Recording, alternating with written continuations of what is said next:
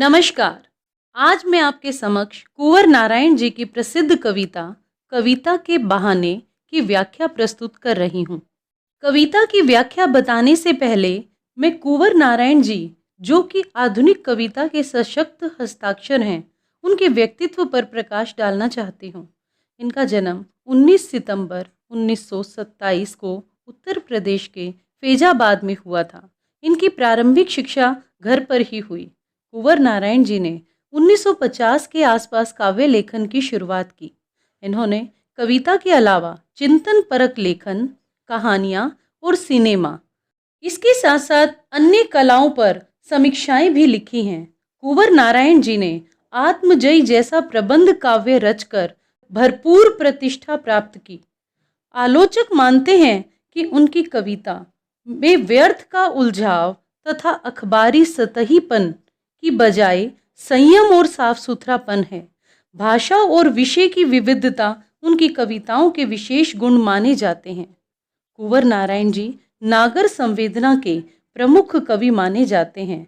इन्होंने अपनी कविताओं में संवेदना प्रकट करने के लिए प्रतीकों का प्रयोग किया है।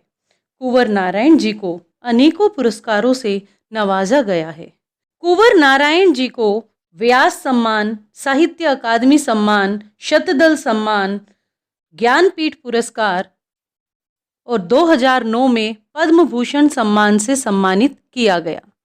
15 नवंबर 2017 को इस महान साहित्यकार का देहावसान हो गया।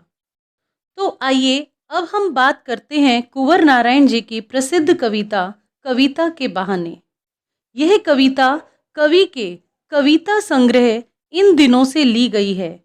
इस कविता में कवि कविता के बहाने अपने मन के भाव व्यक्त करते हैं।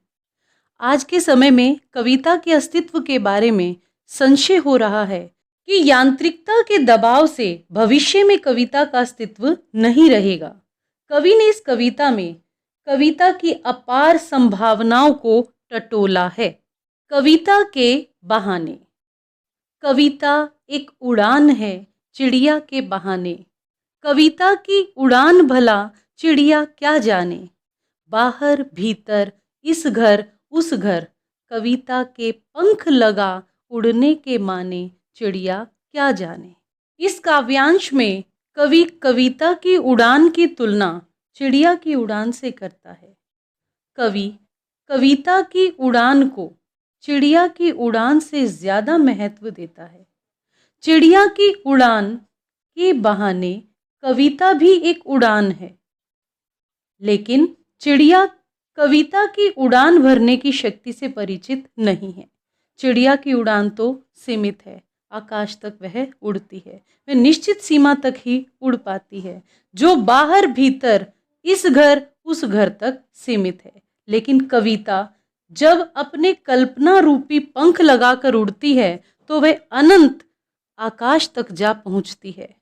भोली चिड़िया नहीं जान पाती कि कविता के पंख लगाकर उड़ने के माने यानी कि उसके मायने, उसका अर्थ क्या है।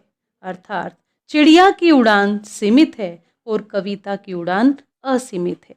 इस काव्यांश में सरल व सहज भाषा का प्रयोग किया गया है। अनुप्रास व प्रश्न अलंकार का प्रयोग हुआ है और इन पंक्तियों में मुक्तक छंद और वर्णनात्मक शैली का प्रयोग किया गया है। इसी के साथ कविता के बहाने कविता का पहला काव्यांश समाप्त हुआ। धन्यवाद।